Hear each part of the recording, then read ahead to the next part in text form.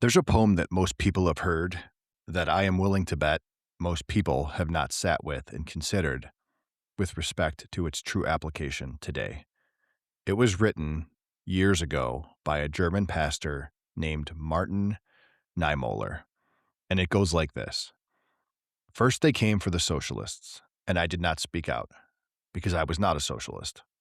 Then they came for the trade unionists, and I did not speak out, because I was not a trade unionist. Then they came for the Jews, and I did not speak out, because I was not Jewish. Then they came for me, and there was no one left to speak for me. That poem was written about the Holocaust. It's about Nazi Germany, and it's about the most extreme version of what happens when people decide that something isn't their problem because it isn't happening to them. And I want to be clear, I'm not comparing anything happening today to the Holocaust. That would be both irresponsible and inaccurate. But there's a logic underneath that poem, the pattern, that's not unique to 1940s Germany. It's a pattern that shows up every single day, in every community, in every workplace, in every family, and in every democracy. It's the belief that if something isn't happening to me, it doesn't require my attention. That if an issue isn't happening in my backyard, it's not my responsibility. In other words, I can sit this one out and it won't cost me anything. And that belief, that quiet, comfortable, completely understandable belief, is one of the most dangerous logic flaws a person or a society can carry. Because by the time the thing arrives at your door, the people who could have helped you are already gone.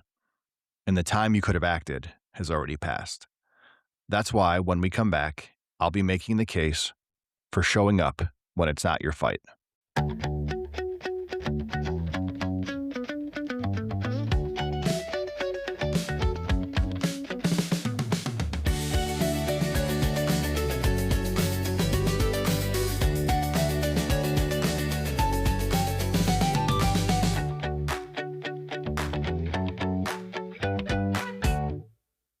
Today's episode is about something I think we all do, but we rarely examine.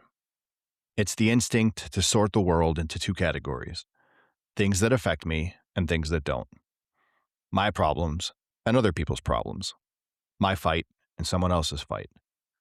And to treat that second category, somebody else's fight, as optional. It's something that I can care about in theory, but I don't show up for in practice. In preparing for this episode, I did a lot of reflecting. I am very guilty of this, I'll be honest. There have been town halls in my community that I didn't attend because the issue on the agenda didn't affect where I live. There have been conversations I stayed quiet in because the topic wasn't one that touched my life. And there have been moments where I saw something happening to someone else, a community, a group, a colleague, and I thought, that's not my lane, so I kept driving. And every time I've done that, I've told myself the same story. I'm not being selfish, I'm being practical. I have limited time, limited bandwidth, limited energy.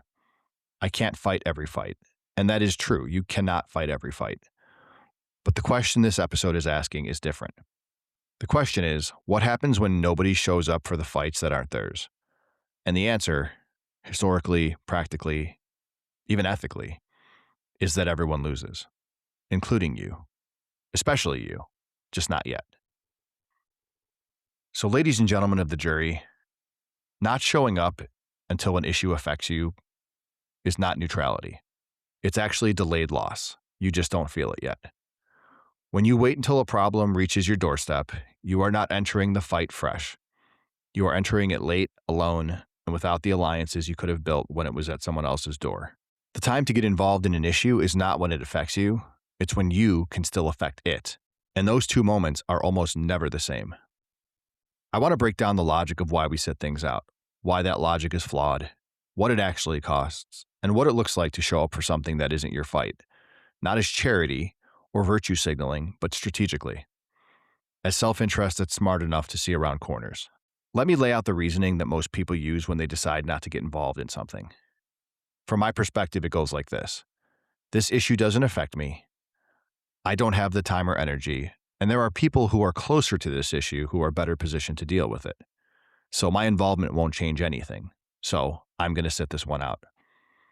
On the surface, every single one of those statements might be true, but the conclusion, therefore, I'll sit this one out, contains a fatal assumption. The assumption is that issues are static. The assumption is that because something doesn't affect you today, it won't affect you tomorrow. The assumption that just because something doesn't affect you today, it won't affect you tomorrow. Or the assumption that a boundary between your fight and someone else's fight is a wall, when actually it's a timeline. As an attorney, I see this constantly. A client will come to me with a problem they've known about for months, a clause in a contract they didn't love, but they signed it anyway, a regulatory change they heard about but figured it wouldn't apply to them, or a dispute in a different department of the company that they stayed out of because it wasn't their team. And by the time it reaches them, their window of intervention has closed.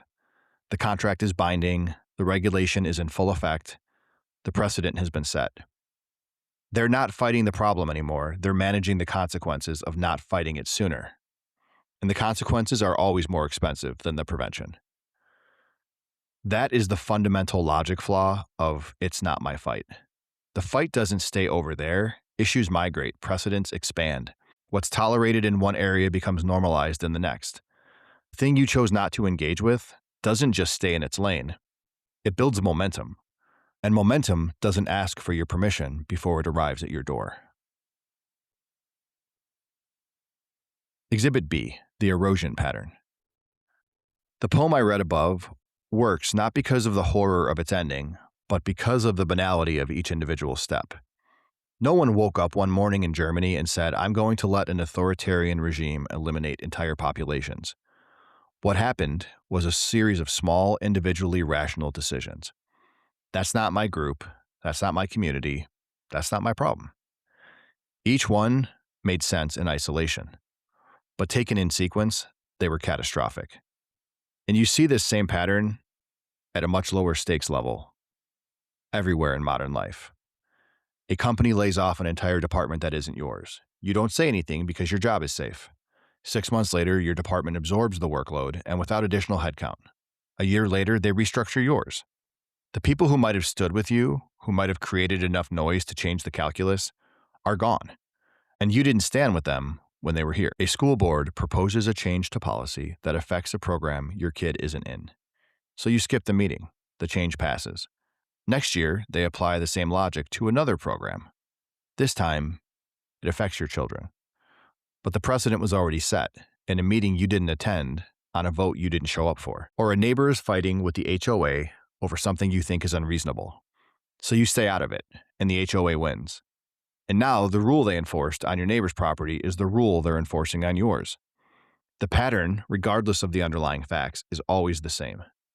An issue emerges, it affects someone else, you opt out, but the outcome sets a precedent, and that precedent expands. And by the time it reaches you, it's no longer a fight, it's a fact. This gradual erosion does not announce itself. It doesn't send you a save the date. It just quietly removes the ground you're standing on, one layer at a time, starting with the edges that you're not watching. Exhibit C, the alliance deficit. Here's the portion that I don't think people really consider. When you show up for someone else's fight, you're not just helping them, you're actually building something for yourself. You're building an alliance, a network of people who have seen you show up when you didn't have to. And when your time comes, and it will come, those are the people who will show up for you. This is not transactional. I don't want you to keep a scorecard. I'm saying that the people who consistently show up only when their own interests are at stake eventually find themselves alone when it matters most. Because everyone around them has learned the same lesson. This person shows up only for themselves, which means when my back is against the wall, they're not coming. Take a minute and think about the people in your life you trust the most. The colleague who went to bat for you when it would have been easier to stay quiet. The friend who showed up at the thing that has nothing to do with them. The neighbor who came to your town hall even though the issue was on your block, not theirs. Those are the people you'd run through a wall for, and the reason is simple. They showed you something. They showed you that their sense of what matters is not limited to their own backyard. Now think about the opposite. The person who is reliably absent until the problem is theirs. That colleague who was nowhere to be found when your team was getting cut, but is suddenly very interested in solidarity when their budget's on the line. You'll still help them, maybe, but the relationship is different. The level of trust is different, because you learn something about how they measure what's worth their time. And the measurement was me. Alliances are not built the moment you need them. They're built in all the moments that come before. In the meetings you didn't have to attend, in the causes that didn't require your presence, and in those conversations where your voice wasn't necessary but could have been valuable. That's where your account gets funded. And if you wait until you need a withdrawal to make your first deposit, you're going to find the account is empty. Exhibit D, the ethics of a bystander. Now I want to take this and push it one step further because I think the strategic argument, show up for others so they show up for you, is true, but it's incomplete. There's a deeper layer. The deeper layer is about who you want to be. There's a concept in the law and in ethics called the bystander effect. It's the well-documented phenomenon where the more people who witness an emergency, the less likely an individual is to intervene. Everyone assumes someone else will act. No one looks around to see if anybody else is moving first, and sometimes nobody moves.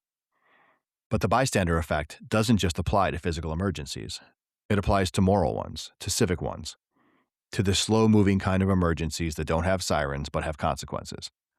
A community is being underserved, a group is being targeted, a policy is enacted that violates something you believe in, but it's aimed at someone else.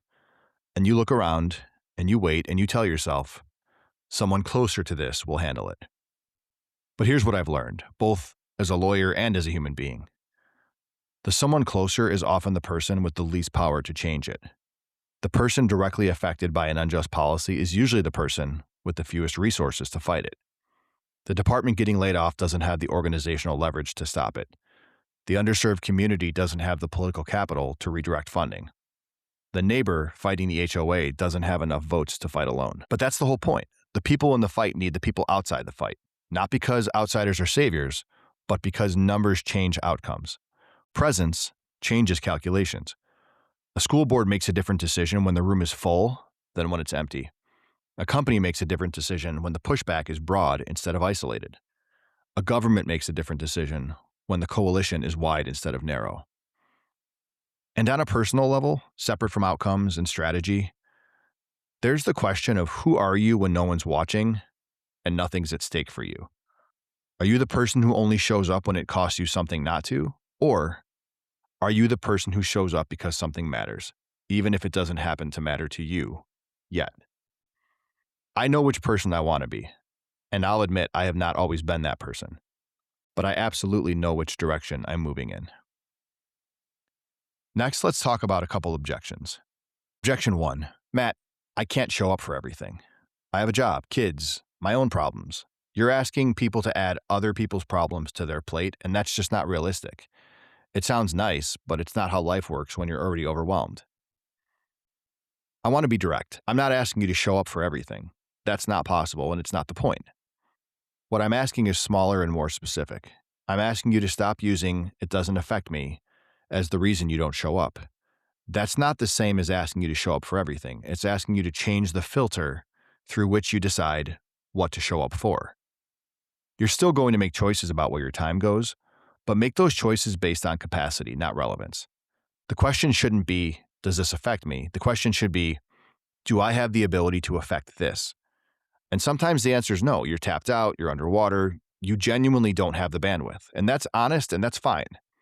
But if the only reason you're sitting out is because it's not your fight, that's an entirely different calculation, and that's what I'm here to challenge today. Objection 2. This sounds a lot like virtue signaling. Showing up for someone else's cause so you can feel good about yourself or post about it online. That's performative and not helpful. If showing up is about making that post, then yes, it is performance. That's not presence. But I'm not talking about posting. I'm talking about the school board meeting, the conversation with a city council member, an email to a state representative, a conversation with a neighbor, an internal company meeting where you speak up about a team that isn't yours. That's quiet and unglamorous, and that's the nobody's watching version of showing up. That's the version that doesn't get a single like, but could affect an outcome. If the only kind of showing up you can imagine is the kind that happens on a screen, that tells you something about how we've been trained to think about civic participation. And that's a big part of the problem. Ladies and gentlemen, The poem that I read earlier was written after the war. After. The author wrote it as a confession, not as a warning. He was describing his own failure, his own silence, his own decision, which he made rationally and repeatedly, that each new injustice was not his problem. And by the time he realized they were all his problem, the architecture of his freedom had already been dismantled. Not by the people who came for him, by his own inaction, compounded over years, one decision to be silent at a time. We are not in that situation. Let me say that again clearly. We are not in that situation. But the logic that sits underneath it, the belief that you can opt out of someone else's problem and remain untouched, that logic is everywhere. It's in politics, in the workplace, in our neighborhoods, and quietly, it is slowly and steadily making all of us weaker. Because strength is not the individual, strength is in the collective. The strongest communities are not the ones where every person fights only for themselves. They're the ones where people show up for each other, where the person whose house isn't flooding helps sandbag the one that is, where the parent whose kid isn't affected still shows up at the school board, where the colleague whose job is safe still speaks up about the ones that aren't. That's not charity. That's infrastructure. That's the invisible architecture of a society that holds together instead of fragmenting into a million individual survival strategies. If you wait until an issue directly affects you, but you've had the chance to be involved before it reached you, you're not entering the fight, you're already losing it. The window was earlier, the time to get involved was before. And the people you needed in your corner were the ones you didn't stand with when it was their corner. So show up, not for everything, not performatively, not because it looks good on social media. Show up because the wall between your fight and someone else's is thinner than you think.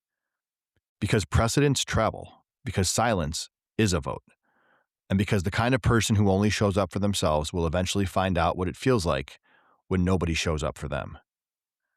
Every single one of us is stronger together. That's not a bumper sticker, it's a structural fact.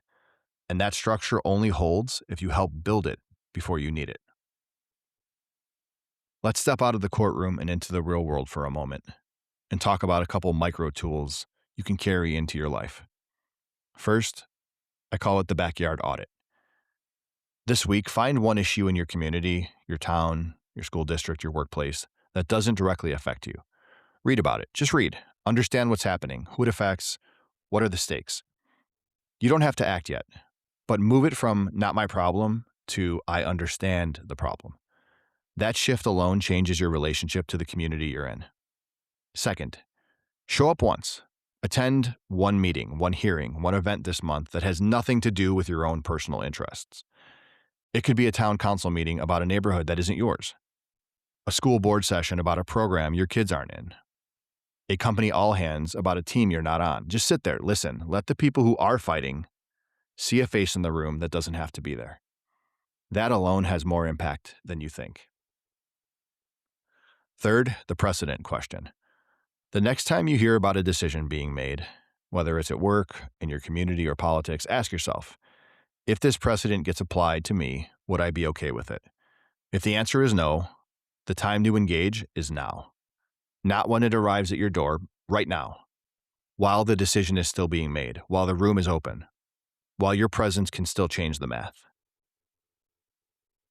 So that's my case for today. If this one landed with you, I would really love to hear about it. Post your thoughts on social media with hashtag #TheCaseFor and tell me, what's a fight you've been sitting out that maybe you shouldn't be? And what's happening near you that isn't about you, but might be worth your attention? Remember, the wall between your fight and someone else's is a heck of a lot thinner than you think. Thanks for tuning in. And remember, whatever your case is, don't be afraid to build it and carry it out into the real world.